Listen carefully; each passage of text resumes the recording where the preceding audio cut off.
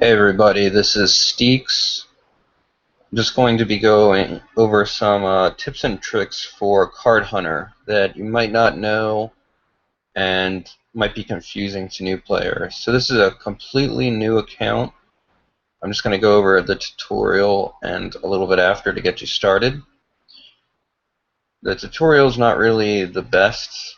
It tries to maintain an in-game feel, which is immersive, but misses out on a lot of content that is helpful. So anyways, I just created this account, have not logged into it before, so that's not good. Let me double check my password.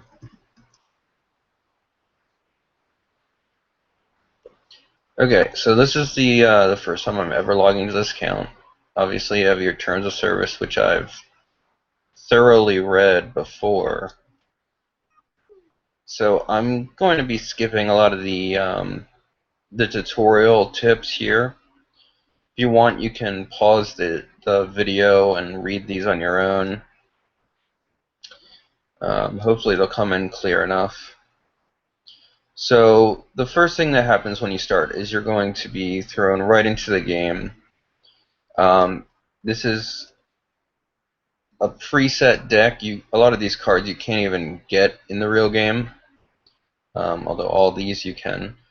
So this says right-click or press spacebar to see cards, what they do. So if you right-click a card, you'll look at it, and this will tell you all the stuff. This is fairly basic. It's gone over through tutorial. Just bear with me. I'm going to get into more complex stuff later. So I'm just going to play this tutorial out. It's fairly simple.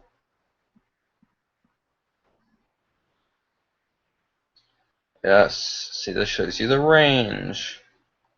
Apparently the Yogscast, which are the people who just streamed this a little bit ago, they didn't play this part of the tutorial. He logged into an account that had already played this. So they wandering around without knowing, right click to look and stuff like that. Um,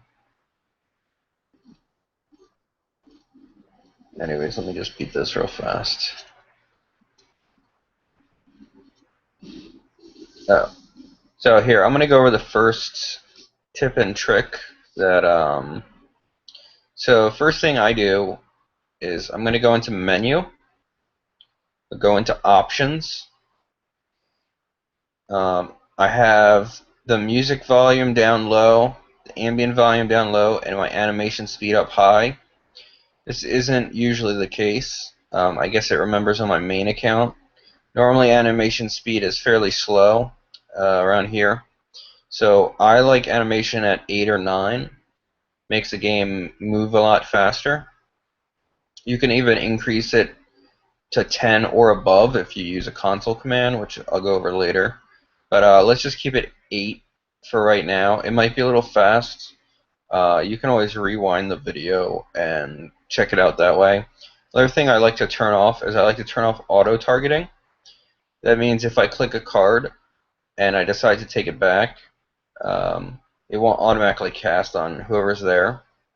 Another thing is pause new cards. I like to pause all cards. This way, even if it's a card that I've seen before, I might not be familiar with it.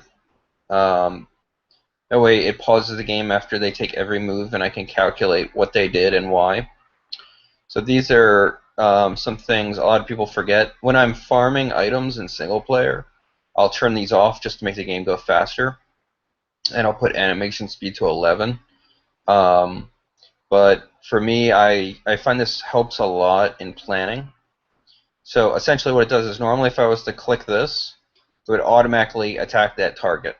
However, now it's asking me to select targets. So if I select a target, it will go away because it knows there is no other possible target there.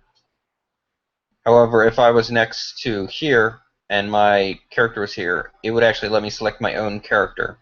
You'd say, why would you attack your own character? Well, there are strategic reasons to do so. Anyways, let me just finish this tutorial real fast.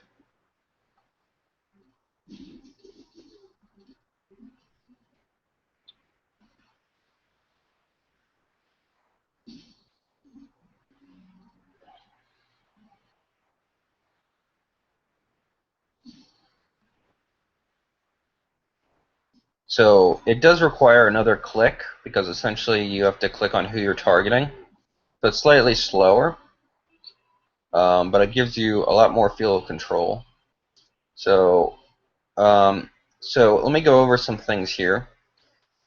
This is something in the Yogscast I guess they kind of glossed over and made mistakes on. Gold Leaf Blade. Um, so unlike a typical role-playing game where you have slots for weapons and stuff, and once you're holding a weapon, that's all you could do. This lets you hold 3 weapons and a shield if you're a warrior. It doesn't mean you're like dual wielding or triple wielding. Essentially, these slots just add a set selection of cards to your deck.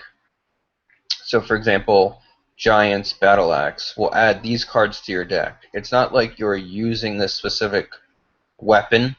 You're just using. It just gives you the access to these cards. So there's no reason to not fill up all your slots. Um, and these are tokens, which I'll go over, I assume, later. Essentially, they get introduced to you in the game. You have a limited number of tokens for items, so you can't just equip the best of the best. You have to balance what you have equipped with other things. So anyways, it throws you right into the game with this tutorial. Anyways, and they just killed Green Fang. So, uh,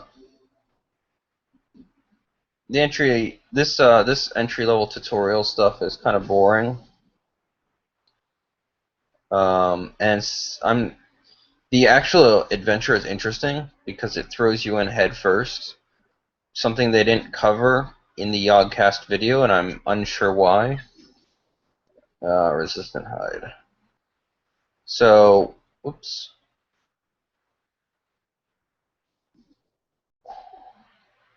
Let me just take this guy out.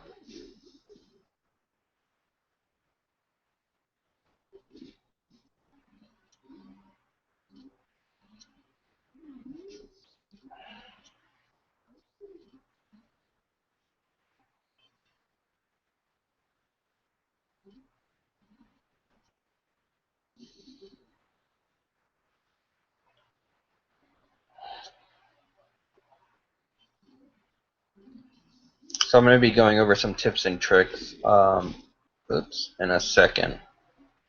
This video is mainly designed for entry-level stuff. I'm going to be doing other video later on in the month that goes over advanced tactics and some multiplayer stuff.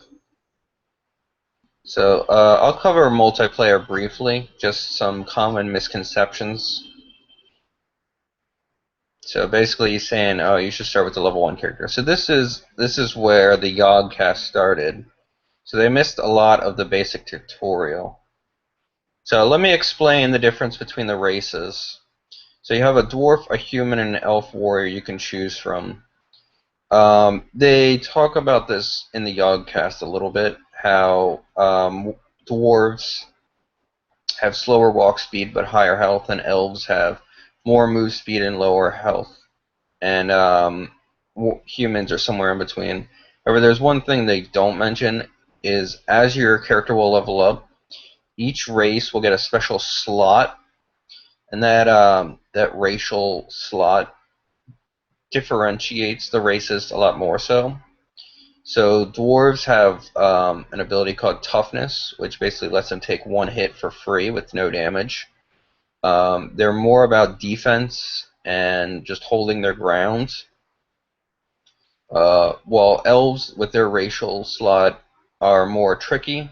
They have bonus movement things, um, abilities to discard enemy attack cards, and to look at the opponent's cards. So they're more tricky. And humans have the ability to either command allies to move, have block cards, special block cards, or their primary thing is giving allies more draws, um, so they can go through their deck faster. Right now, dwarves are the strongest race. Simply being able to survive longer is just really strong, especially when you already have high health. They do move slower, but if you combine certain movement cards, you can make up for that. Elves are probably the second best. They just got a lot of new cards and new buffs in the expansion. Some of the new cards are really, really strong. Like every time they take damage, they search the top 6 cards of their deck for a movement card, which can include a movement attack. Humans are kind of left out. They definitely have their niche. They can get an additional all-out attack, which is basically like a damage doubler, which can be extremely strong. But generally, humans are just weaker. I'm gonna create an elf warrior just for the fun of it, just to have something different from what Yogscast did, so maybe you can see some slight differences. You'll be Melf, the magical elf warrior. Okay. So, this has all been gone through in the Yogscast, so I'm just gonna do this quickly. Omelette with some Scotch egg. So, something they didn't really mention um, in the video is, so normally what they would do is they run in and then have the kobolds move in and attack them. However, one strategy that's important is try to let your opponent make the first move.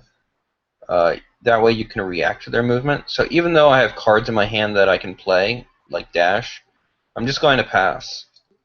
I'm going to pass so that they move first, and I can calculate where they're going to be. So normally I would move in, and then they would surround me. So now that I know they move this way, unless they have another move card which they would have to spend, I'll be able to take them on one at a time.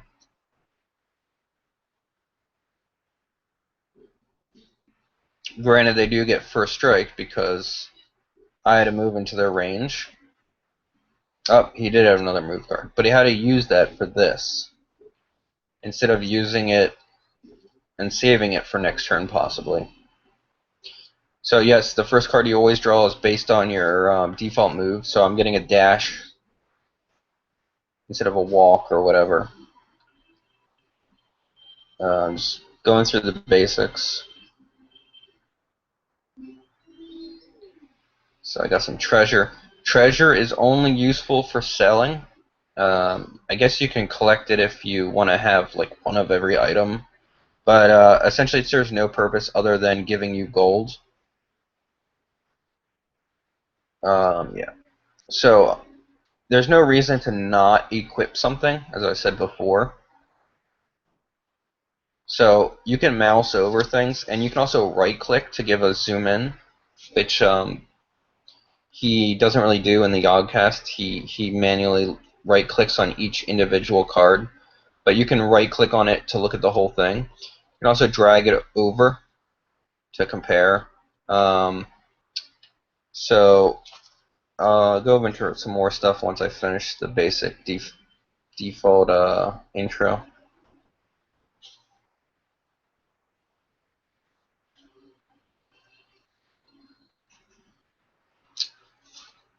So here's another thing, it's zone of control. They talk about this kind of in the Yogscast, but I'll go over it again. So essentially what zone of control means is enemy characters cannot move past a character for the square directly next to them. So these kobolds could not move past me with that same movement. They could spend another movement card to move him up, and then him to come up, so all three I would have to deal with. However, that's spending 2 movement cards for, if I had waited back here, they could have moved up and I would have to possibly take on 3 at once. This way I only have to take on 2 at once. So something they didn't really do in the Yogscast too. I'm going to use my weaker attack first. That's going to check for blocks. So it failed, which means that this might get blocked. But usually you want to check for blocks. This is a known bug. If you increase your animation speed, sometimes some cards will get like frozen like this. I know they're working on a fix, but usually it doesn't usually happen. So I didn't use my weaker attack to try to draw out the block, which was a mistake. So you should always try to do that first.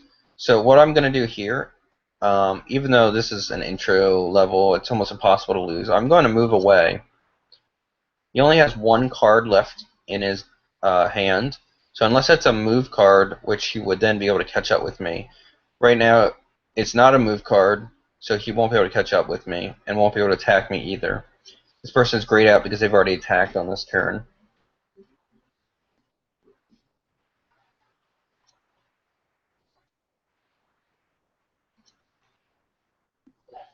So let me just finish this. Huzzah! Okay. So, after every level, you're going to get loot. The first time you complete, getting level up, gives me a new slot. The first time you finish an adventure, you're going to get a gold chest. Gold chests have better drops. After the first time, you're going to get brown chests. Brown chests have weaker drops. So this always gives the kobold killer. So kobold killer is better than the sword I had. Yeah. So something that they do in the Yogscast is he sells his equipment. You really don't want to sell anything. Almost not every item, but a lot of items have uses later on, especially for challenges once you finish the base game. I'll briefly talk about that later. But let me recruit. Oh, what do I want to recruit? Let's go dwarf and wizard. Mix it up. Even though this is what they did in the Yogscast, I think they do an all-dwarf party. So I'll probably have a human cleric after this. So let's do dwarf, whatever. He's a magical dwarf. Yeah, my names aren't as inspired as Scotch egg and hummus. Okay, so once I finish this tutorial, then I'll actually be able to go into a lot more tips and tricks. Hopefully this video won't be too long. So here, I'll go over one trick here. So here, he's talking about line of sight, where I wouldn't have line of sight because it's crossing this terrain. You go from the center of the model to the center of another model. You can put your cursor over to see your current line of sight, or put your cursor over to see the enemy's line of sight, which is really important. This dark shaded area that's over here, that's his line of sight, but based on his facing, he cannot block that. So you'll see this arrow shows the way he's currently facing. Any squares behind a person, they cannot block, which is extremely important, especially when a lot of people have block cards. So another advanced tip and trick is if you hold control and right click, you can see the line of sight for any specific area. So, and then you just like put your cursor over a character to remove it. So if you right click on terrain, it will tell you what type of terrain it is. So this is blocked terrain, which you can't enter and blocks line of sight. This is open terrain, which doesn't block line of sight and you can move through. And then there is difficult terrain, which you have to stop your movement once you reach, but it doesn't block line of sight. And then there's impassable, which you cannot move in, but doesn't block line of sight. Those are the four types. You'll see them, and it will make more sense as you go into the game. So another thing that's important is the battle log. This will show you all the things that have happened in the game, and will let you look at cards that have already been played in case you're confused on what happens. Um, so let's say I wanted to know what he just did, like what he just played. So this is just Gary talking. Um, so Krong, which is this guy, Krong, he weakly strikes. So if I click on this, it's underlined. Left click, it will pop up what card he used. So this is really important if you want to keep track of what happened or you missed something. Especially keeping track of what they've played. So if you know what's in their deck, you can base your decisions around that. Since this is single player, it's not that important, um, but it is definitely important for multiplayer. So let me just go through a bit this. So at the end of your turn, you can keep 2 cards. There are ways to keep. There's certain cards that will allow you to keep more, like Officer's Harness, but generally you're just gonna have 2 cards left over from turn to turn. You always draw a move card, as it said earlier. But another thing to notice is the older the card, the farther the right. The newer the cards, the left. There are cards that cause you to lose like the oldest card. So sometimes the positioning of when you play cards is important. Right now it's not because all my moves are on one side. You also note this little eye thing. That means it's visible to the opponent. So one tip that you want to do is, it doesn't really matter for single player, obviously, but always play your cards that are visible first, or almost always.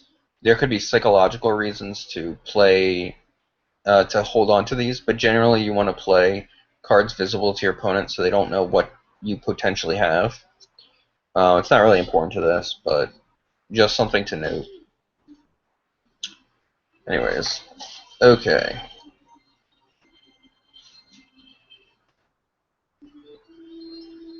Okay, let's put that over.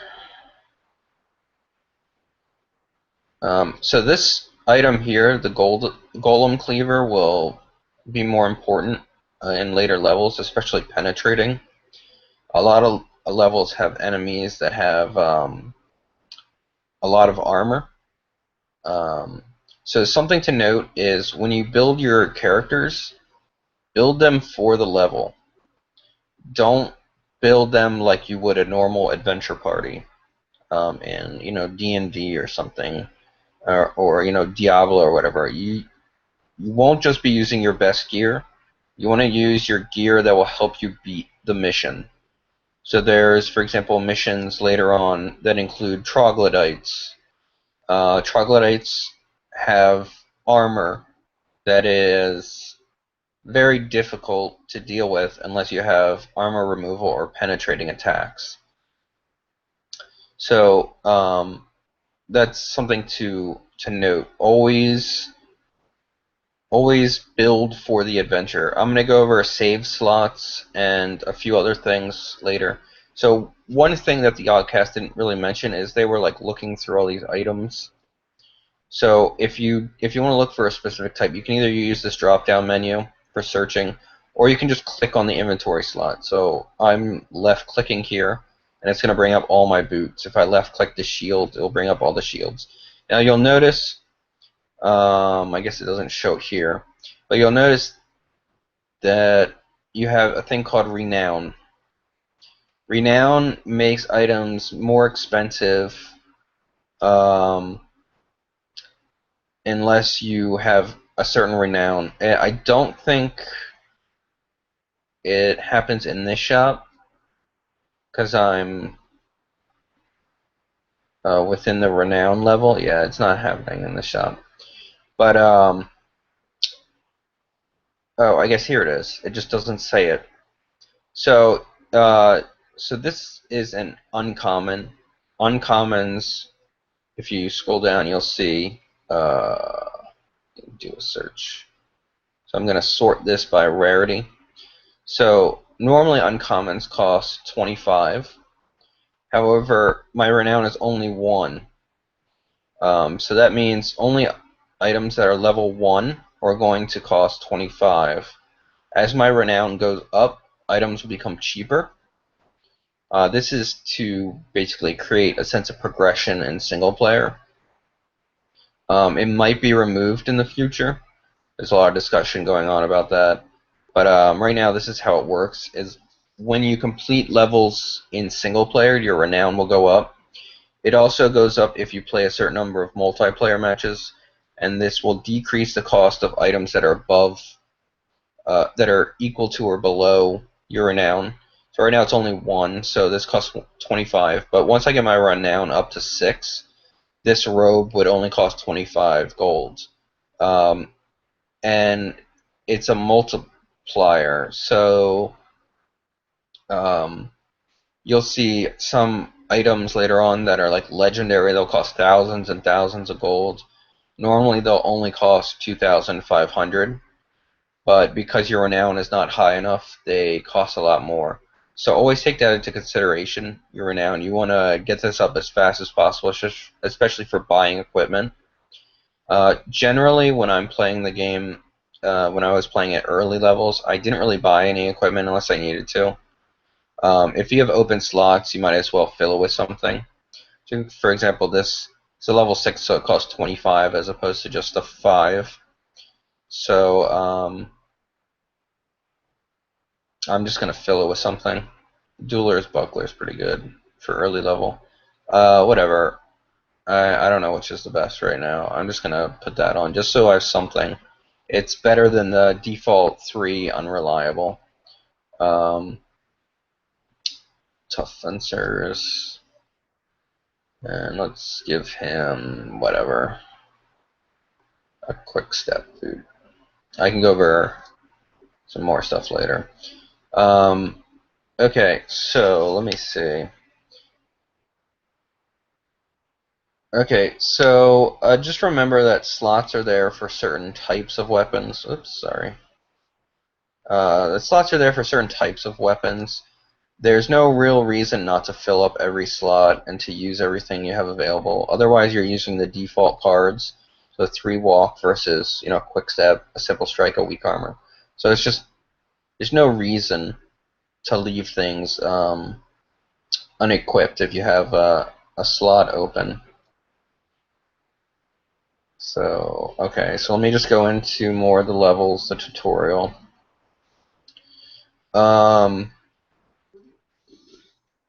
I'm passing now so that they come up to me. Sometimes they will pass themselves, in which case that would be the end of the round. When both players pass, that's the end of the round, and people discard down to 2 cards. However, AI almost always will use their movement cards out, so I know they'll come in. There are exceptions, but generally that's what they do. Oh, that's weird. Didn't target. Oh, he did. He blocked it. That's right. So anyways, let me just deal with this single player level. So the game starts off fairly simple. It will go up to level 18, which is for the expansion content, which costs pizza. So I'll go over pizza costs and what to use that for in a little bit. Whatever. Let me just walk up to this guy. Not going to be in range. Oh, actually I will be. So this is a cantrip. Cantrips, you can play the card and it doesn't end your turn, which can be really, really strong, especially in multiplayer, on catching your opponent by surprise. So I'm going to do a quick step to move up, and then a little zap. So normally, if you knew my cards, you know I'm like out of range or whatever. So why didn't I move my elf up? Because if I needed to move her up, I could just do it this turn. There's no real reason to, move her up when I'm holding on to those cards at the end of the turn.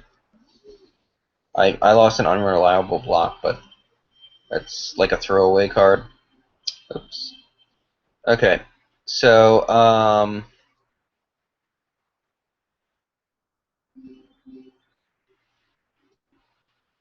so most levels, essentially all of them except for the beginning ones, have multiple stages. Um, so this is 2 levels. They go up to, I think, 5 is the highest. There might be a 6. I'm pretty sure 5 is the highest. Um, and you have to complete each level in sequence. And if you lose 3 or more times, you have quote unquote lost that mission.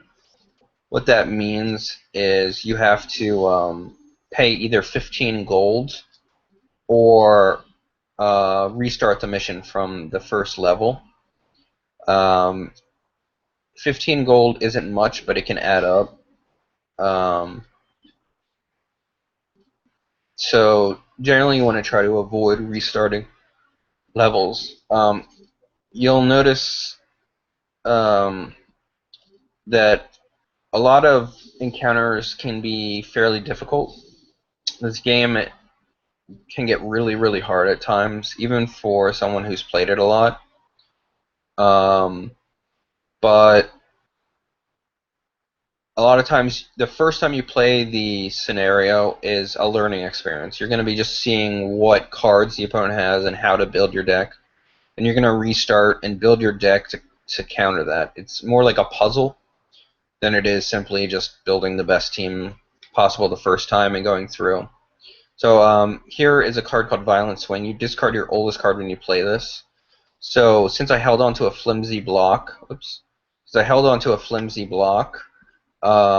that's the one that's going to be discarded. But there's reasons to like play certain cards before so that your discarded cards from things like this are weaker. So let's hopefully he doesn't block it. Okay, good.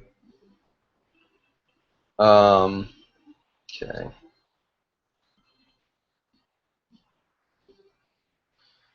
Okay, just leveling up. See what I got.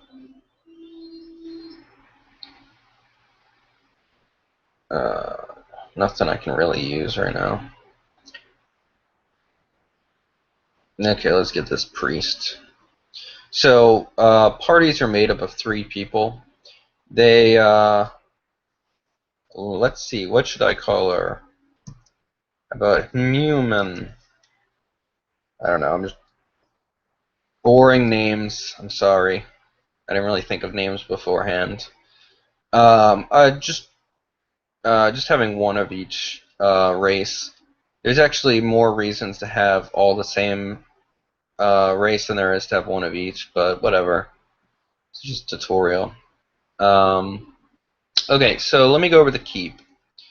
So the keep is essentially a way to access your collection. Whenever you go into a store, you'll also access your collection, but this is essentially an easier way to navigate instead of. So this is my collection here. If I go into the store, one second, just putting new levels out. Adventure. Okay, randomars is extremely important. Um, I'll go over that in a little, right after I do this shop thing. So here's my same collection that you saw in my keep.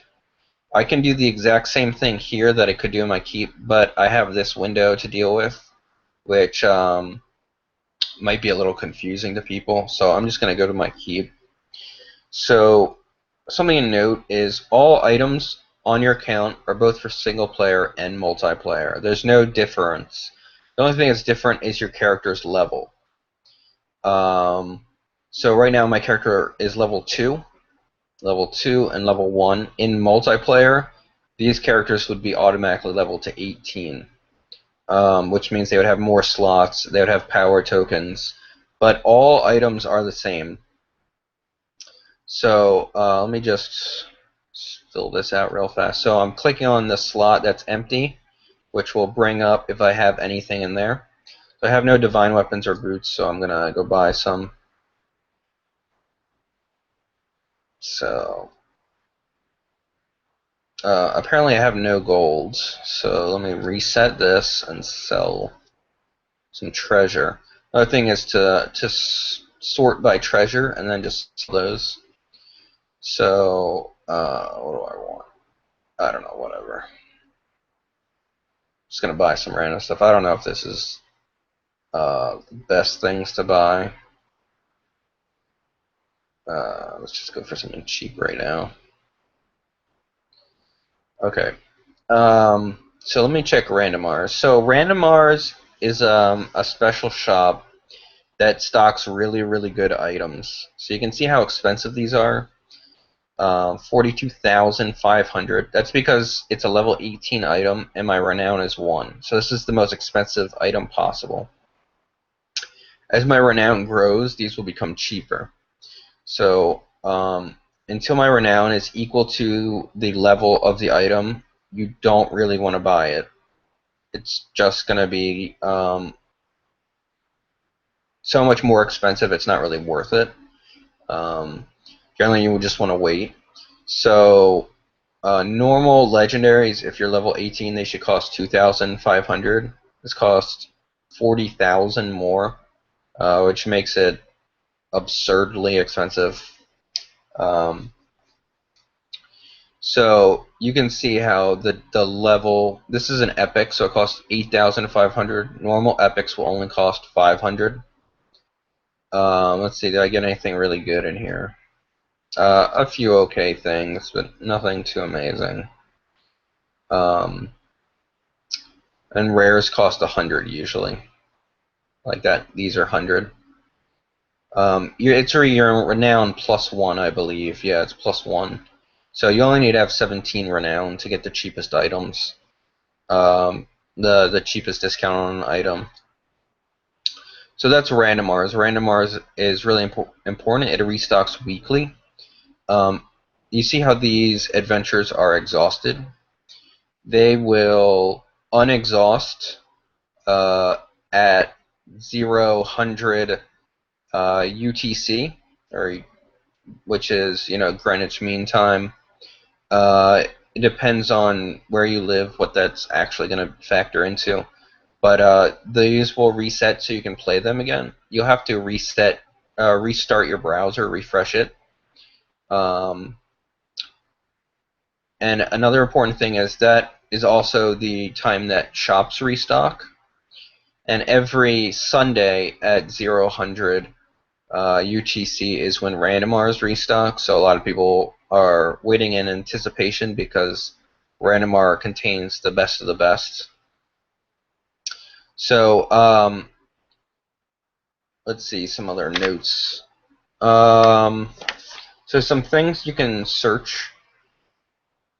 You have a search thing where you can type out what you want to search. So, if I wanted to type out staff, this has staff in the name, beginner staff, so it would show up. I don't really have anything in my collection to show you. So, let's see what else.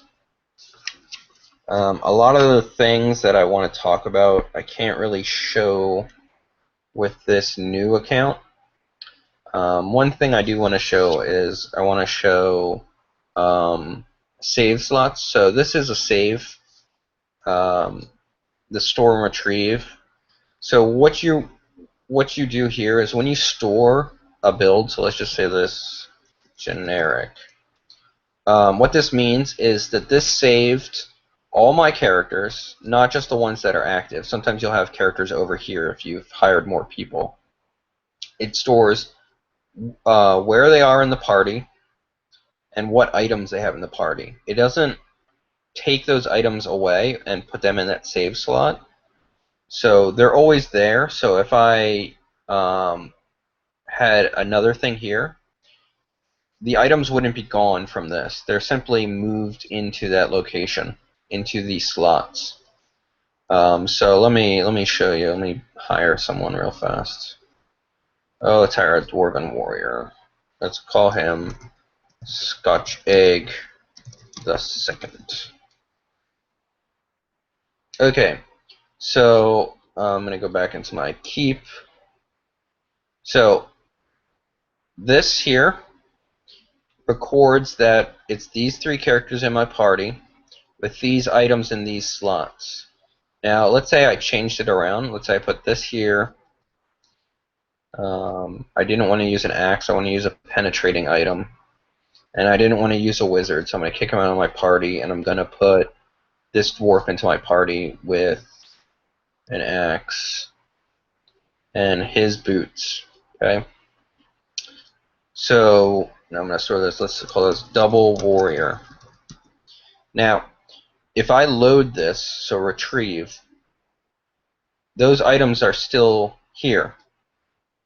This just retrieved what characters I had and what items I had in those slots. So it's a little confusing at first, but if I retrieve this, you'll notice now it also stores the items in these slots. So a lot of times you want to, before saving, empty out all the slots and then save. For this instance, it's not really important. But there are reasons for it. So anyway, so that goes over the saving system. I think that's all I can really go over with this. I'm going to go into my main account. Actually, you know what? I'm gonna go into multiplayer briefly. So this is a multiplayer lobby. He says he'll explain it in more detail later. You want to wait until you get to introduced to this naturally, which will happen level 6 rescue from Shieldhaven prison. I think it's around here. So you want to wait until they introduce that to you normally. So if I click play rank, I'd have to create a party. So remember, items are stored by account. So these are the same items I have from single player. However, I'm going to be hopelessly outclassed if I try to actually play someone in multiplayer without buying a starter party. Starter parties, there's only really one good starter party right now, the Tezcal Elves. All the other ones are really subpar. So if you look at this, it gives you all these items, and you can also use them for single player. So it's extremely strong to buy a starter party because it helps you out a lot. There are supposedly more starter parties coming out that will be more multiplayer centric. But anyway, so to make your first starter party, or first multiplayer party, I mean, you want to just add characters. So let's say I want to add this, and this. And then I will equip them, whatever. So let's click on this, equip a boot, a weapon. So I have a lot of unused slots, which you never really want to do, ever. So whatever, I'm just going to equip this really fast. So this is how you would do a multiplayer party. You would equip it, and the thing that's important is that the multiplayer keep is separate from the single player keep. The items are the same, but what characters they are and where they're assigned is different. So if I go to this keep, you'll see it's the old one I just had, my old single player one. So the characters are the same. I still have all 3 characters. However, they're low level. If I go to my multiplayer keep again, just show it. These are all level 18. It doesn't even say level 18, but they are level 18. They have full slots. You'll see here is the racial slot. And they have power tokens, which some items require. So these are the exact same characters. So if, let's say I wanted to get a human warrior on my team for multiplayer, what I would have to do, which is kind of out of the way, is I would have to go to the campaign, go to the Orc's Head Tavern, buy a human warrior.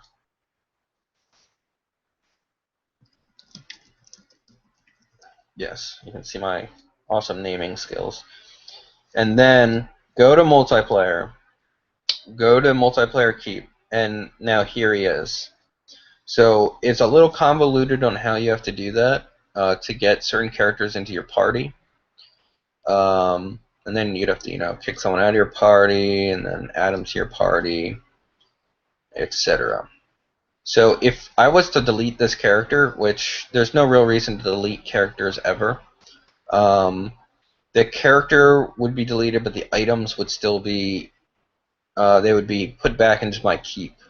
So you can't really ever lose items except for selling them. I don't recommend deleting characters or really selling items. Even really weak items can have purpose later on. For example, these items, they have no token costs. So if let's say I really need a penetrating zap because the enemy has a lot of armor, I might actually use this, even though it's a level 1 item. I probably wouldn't, but it's always better just to hold on to items. There's reasons to sell stuff, but I usually just sell treasure. So here you can see all the different shops. You'll encounter these shops in single player, but be careful. Yeah, you need power tokens to use a lot of these. So like this is a blue one. So in multiplayer I have a blue token, but in single player I don't, so I wouldn't be able to use that item in single player. So that's just something to take into consideration. Let's see, what else do I want to talk about? Pizza. So you'll get pizza naturally in the game. I think you get 150. The most efficient way to use pizza is either to buy treasure hunts. The expansion treasure hunt is 150 pizza, or to buy the Tezkel Elves starter parties. They're 50. Even buying 2 of these might be good, so you can mix and match characters. For example, the White Glow Flail is extremely strong. So is Twisting Shield. Even though it's an uncommon, it's a very good item. So your best use of pizza is that. You might also want to save your pizza for leagues. There's no leagues currently scheduled right now, but leagues come in 2 varieties, ones that cost gold and ones that cost pizza. Pizza leagues will also earn you pizza back. So if you're good enough, you can just keep entering forever. You can also go to create casual game, and you can test a lot of these. So these are the leagues you can test out. You can just invite someone from over here to play in the league with you. To play against AI, it's more convoluted right now. You have to go to a custom scenario and set it all up, which is, it takes time. You have to set up, what level, what board, and then you have to put AI. It's really long. Hopefully John, the developer at Blue Manchu, is working on an easier way. There's also a map editor where you can create your own map. So I'll just briefly show this since people on the forums said I should talk about it. You can create your own maps. It takes a little bit to load. I've made a few basic things, but haven't really exported that much. So this is the map editor.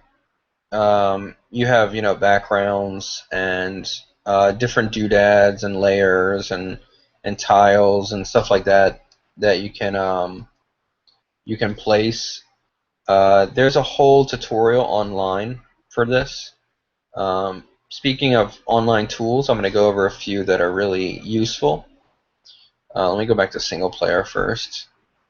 Okay, so the first really useful tool is the Card Hunter Wikia.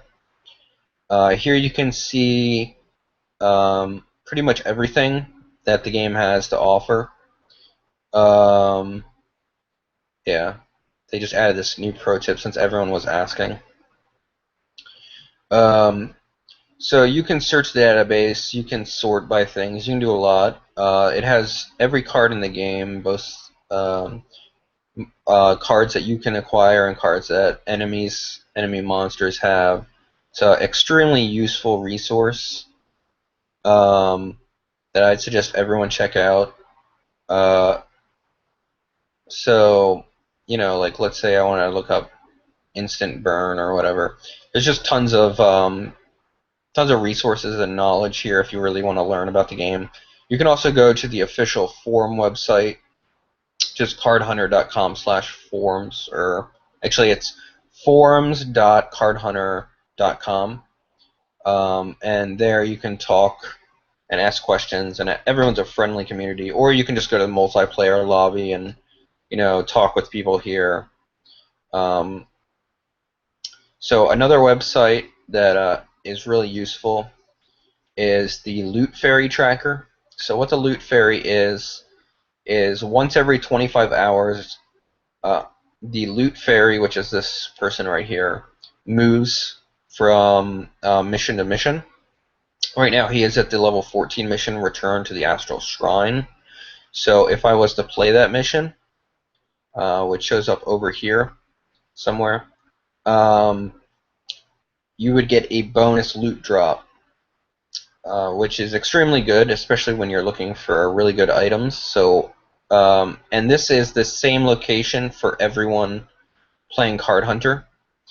So usually people will navigate. People will go around looking for him, trying to find where he's located. So right now he's there, but he can bounce around to anywhere. So this is another important website. I'll include links into the description of the YouTube video. Another important website is Neon Cat's collection badge. Um, he has a collection badge and a collection analyzer. I think the analyzer is slightly more useful, so let's pull this up. So this is a collection analyzer. It gives you the instructions on how to do it here. Essentially, you have to open the console and process your stuff. I'll do that on my main account in a minute. And the last really useful website is Farb's Meta website. So this is just for fun. It's useful for, you can look up guilds. Guilds are basically groups of people. They don't really have any benefit. They're just there for fun. So you can see this is the most populated guild. Here's my guild. I'm recruiting people, but right now it's just me. I wanted to get to number 1 before I recruited people. So here's the Sorcerers Guild. So you can see, they have 54 players, and this also is useful for calculating statistics. Like you can see total games played, win rate, contribution to rating. So if I bring up the guild history, you can see these are recent matches that have happened. If you play someone who's in another guild, you get points. Points don't really do anything, just like in Whose Line Is It Anyway, but they're for fun. So, and then there also you can look at player profiles. So let me just quickly pull up my player profile. So what player profiles do is it'll show you just information about the player, which is fairly interesting stuff that you can go over. So like here's my recent wins and losses. It's interesting to look at and analyze. So there's a lot of data out there if you're looking for something specific. So Paladin, he's probably one of the best players in the game. So you can see he has an 81% win ratio. He's played, a lot of games. So this is a fairly useful website. You can see, the people he's defeated and stuff like that. It's just interesting to look at. So this is another useful site.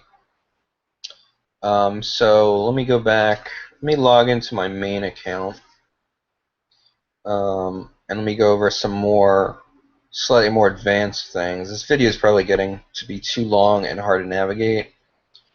But we'll see. Hopefully it's not too overbearing, but it probably will be.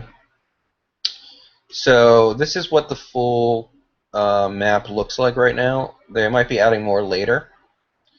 You can see there's a lot of content to go through. Each one of these has, 2 to 5 missions, usually 3 or 4. Um, so fairly interesting stuff. And you can just see my collection, whatever. I have a lot. I've been playing since beta. So um, another thing to note, this is probably for more advanced stuff, but once you beat the game, you're going to unlock these things called challenges, which you'll see these little trophies here. So let's just click on this against the cockroaches. So these are quests. What quests do is they'll give you bonus loot if you complete it. So all your parties are reduced to level 2, or equip only items with a drawback. So this is one someone on the forums wanted me to talk about. So all items must include a drawback. So to do that, if you type in handicap in the search, you'll get only items that have drawbacks. Drawbacks are these black cards, and it makes searching and navigating your collection a lot easier to do stuff like that. So that's one thing. Another thing is membership. What membership is you can see it up here. I have 27 days. I just bought membership because I got a really good drop. Membership gives you a bonus item. So let me just do one of the mine levels real fast.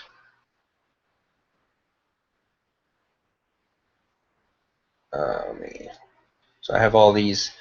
These are basically farming characters. This is, very end game stuff. So I should be able to beat this in a minute or two. So let me go over some more advanced things. So when I'm farming in single player, I turn off auto targeting, or turn on auto targeting, turn off pausing cards, and I go into console, which is if you hit F1, you'll open this black box. If you hit it again, you'll get the advanced. It shows you all the things that have happened. But so for this console, I'm going to type in anim speed 11, which will put the animation speed to 11. What that does is it basically puts the animation speed to faster than possible. As you can see, it's like instantly moving. This is extremely useful for farming.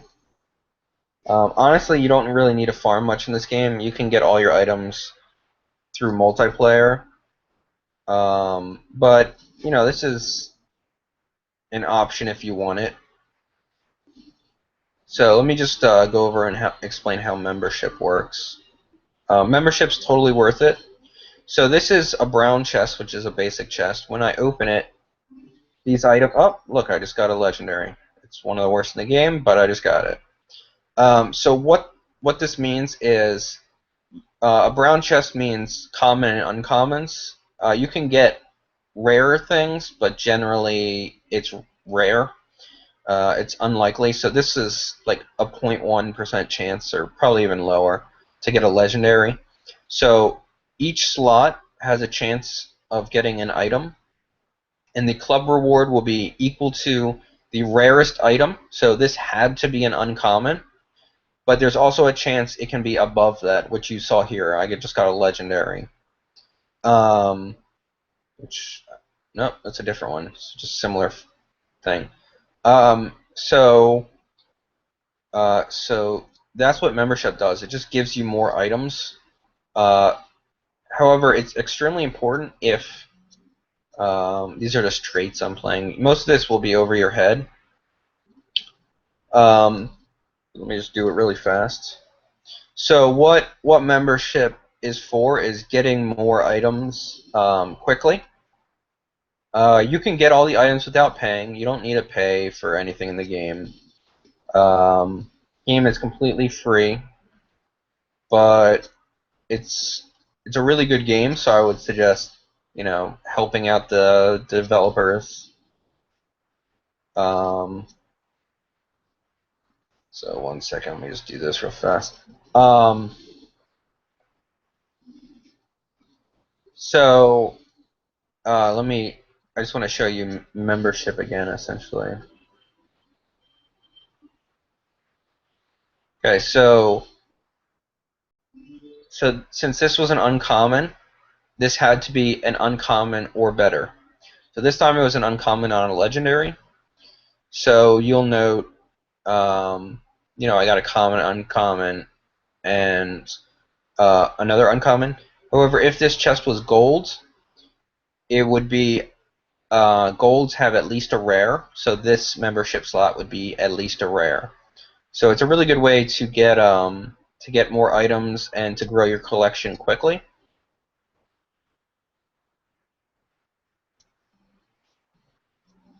This is the last level. I can beat it pretty fast. This is like some of the best high-end gear you can possibly get. So don't look at this as, something you'll be getting easily or anytime soon. Um, it's also especially designed to farm levels quickly. You don't have to be that hardcore into the game to have fun. So the last chest of an adventure gives you more loot, but it exhausts the level. So I won't be able to play this level again until it resets. You'll see here how it has that timer. If I click on it, you'll see it says you've exhausted this adventure. It'll reset tomorrow, which it resets at 0 UTC. So I've already done all the quests, so there's no way I can play this level again. If I was to quit before I finished that last level, I could keep playing it, which is a way to farm. People do White Star and the diamond mines, back and forth, back and forth, back and forth, to farm.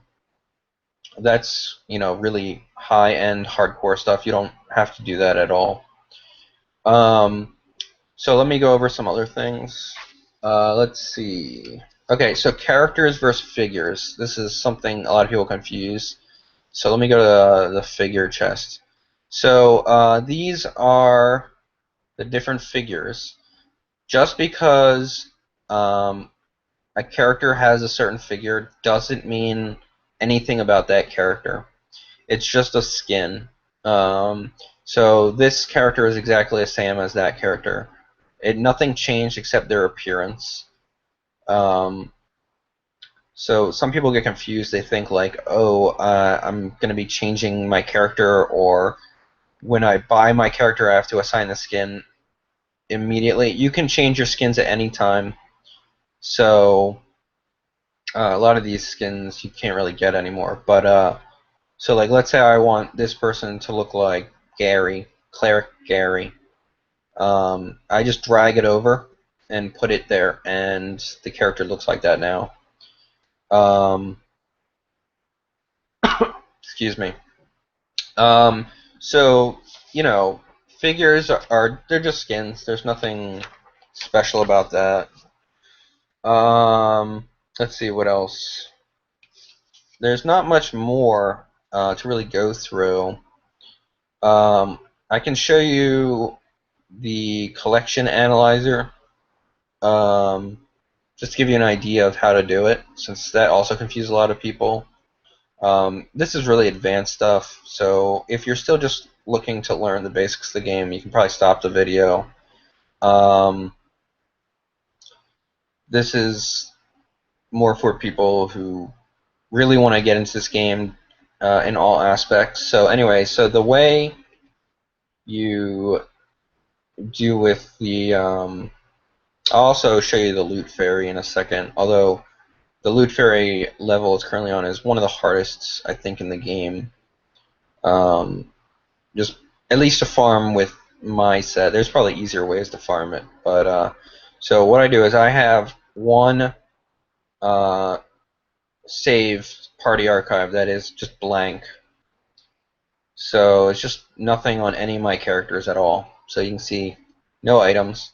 So what you do is you normally what you do is you remove all the items from all your characters so that they can be recorded for the collection analyzer. Then you hit F1. You'll type CLS. All this is detailed in the collection analyzer. Then I'll type verbose, and I'll go into my multiplayer keep, or not multiplayer keep, just a keep. Type clip, which copies it to my clipboard. Then I'm going to type verbose again, and CLS to get rid of all that data. So then I can hit F1 and F1 again to get rid of it. So now it shows you all the tips right here. So I'm just going to paste this in. Let's click Ignore Treasure. Paste all that in. It's a lot of data, all that stuff. But all you need to do is once you click Process Data, it will show you your collection. So you can see here I have 88% of all items, which is a lot. I'm missing one rare, which I've been trying to get.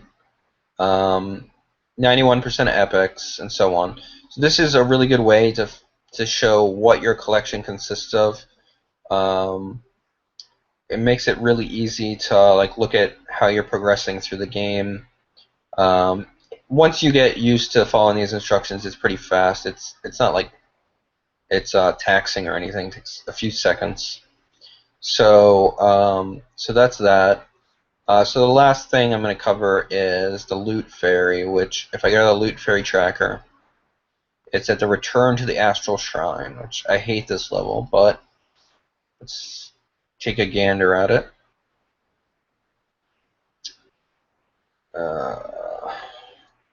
Firestorm is not good for farming this level, so let's hope I just get lucky or something.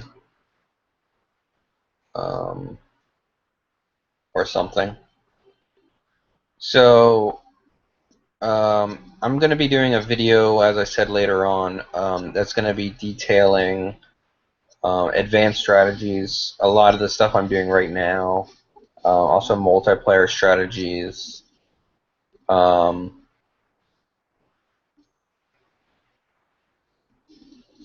So this is pretty much just, a lot of this was basics. This is advanced stuff now, like just showing farming techniques. A lot of other people have put this online. You can find it if you look around.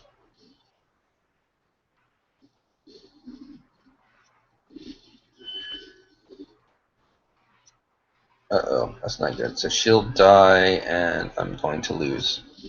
Well, oh no. Yeah, she'll still die.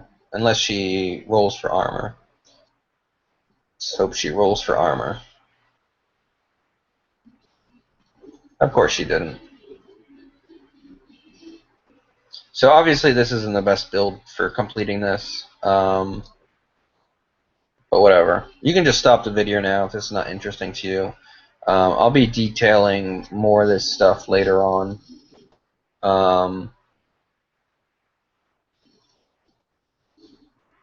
Let's see, what else? Anything else I need to go over? Oh, I could go over leagues. Oh, there's no leagues running right now. Leagues are essentially you pay either gold or pizza to enter a league, and they give you specific rewards depending on how well you do. You're competing against other players, and that's essentially how leagues work. There is a little bit more to it, especially with tiebreakers and other things. Oops. But that's about it.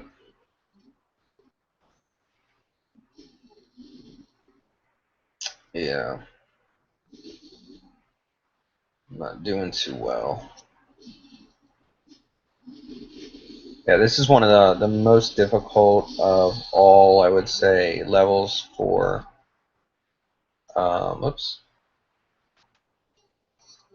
for farming with Firestorm, or at least finishing with just Firestorm.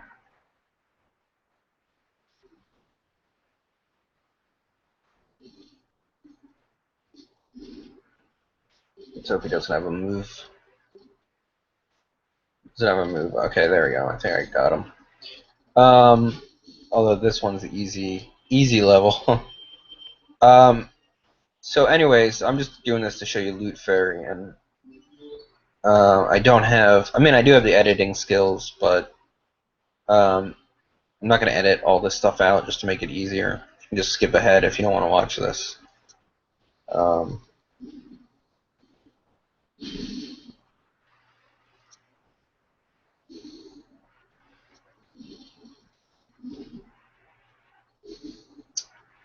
it's not good.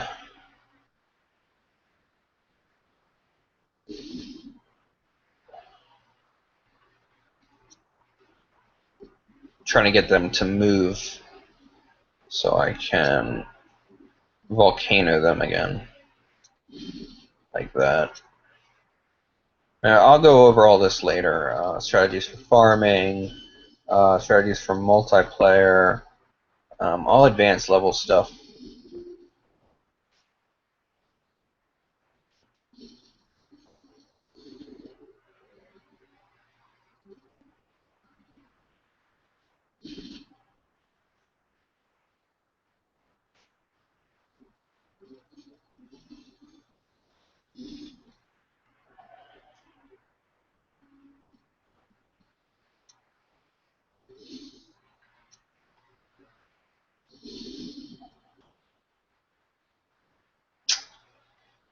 Let's see. Problem here is she'll die if I firestorm, and they'll get 1 VP for the VP spot. So I have to do this manually. There we go.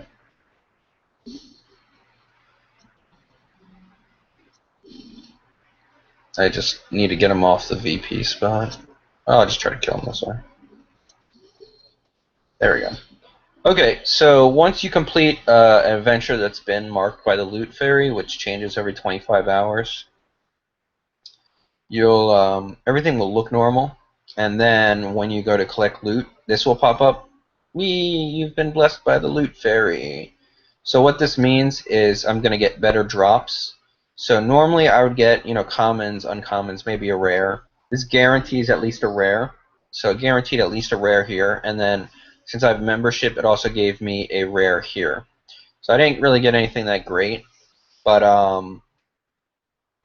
this just shows you an example of what the Loot Fairy does. So it increases what you're getting. So if you do this every day, you can actually do it twice a day technically. Yeah, it resets every 25 hours, but what you do is when the levels reset at 0, 100 UTC, if you refresh your game and then go to the same level and play it again, you can effectively get the Loot Fairy twice. So what that does is basically it's going to give you a lot higher drops, a lot easier. So you'll be able to get a lot of stuff quickly. So that's pretty much it. I can't really think about what more to deal with. You can always look at stuff. So rank standings are interesting.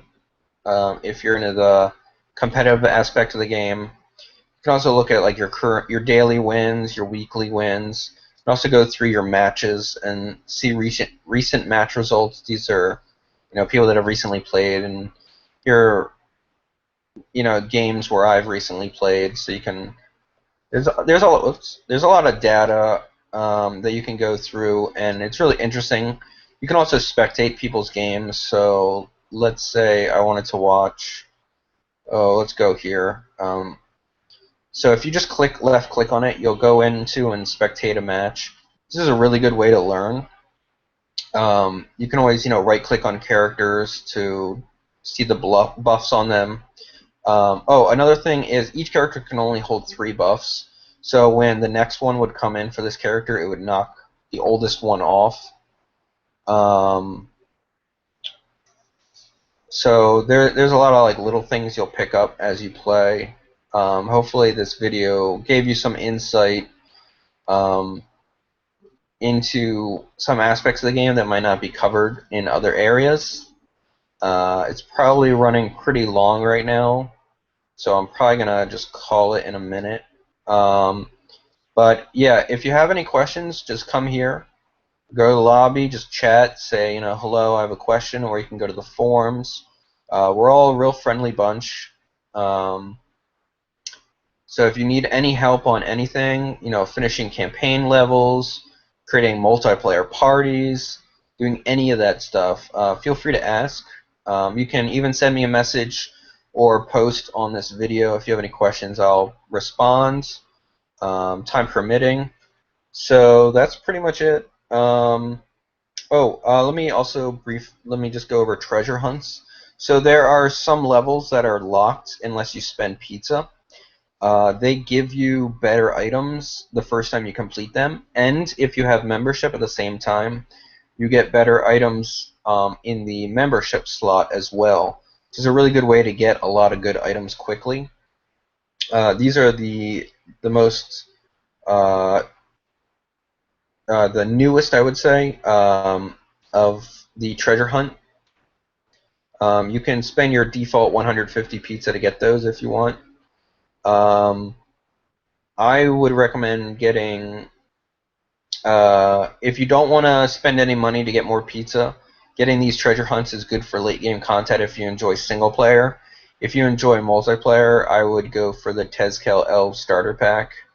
Um, Either way, the game's completely free to play. You don't have to spend money on anything. Um, I I've supported the game because I really really enjoy it. There's a lot of strategy, especially in multiplayer, which I'll go over again later. But there's a lot in this game to like. So that's about it. So some other things, Maw of Manticore. These are fan created missions that you can play. They don't have challenges or anything, but they're fun. I especially like the Maw of Manticore 1 levels. They're really, really good. Some of the other ones they're really difficult just to be difficult. The Maw of Manticore ones are fun. I actually still have fun playing the second level Die Hard, even after, playing it 30, 40 times. So there's a lot to do in the game. If you want to just do, challenges for single player, there's that. If you want to explore multiplayer, there's, a big multiplayer scene. Not as big as I would like it to be, but there's plenty of people playing. You can see here, it's in the middle of the night, and there's a decent number of people playing. So, and you can always spectate games and leagues. Uh, leagues mix up multiplayer as well. So there's just a lot to do in the game. I hope everyone enjoys it. Remember, if you have any questions, feel free to ask. And I will probably post the links to all the websites in the description, as well as links to contact me if you have any questions about the game. So stay tuned. I'll probably be doing a more complex strategy playthrough in probably 3 weeks towards the end of the month. Going over my build and how I play and my thought process for advanced level stuff. So anyways, I'm going to end the video now. It's probably going on for a long time. So if you remember any questions, feel free to ask. So thanks for watching. Take care. Have a good one. And search for those cards.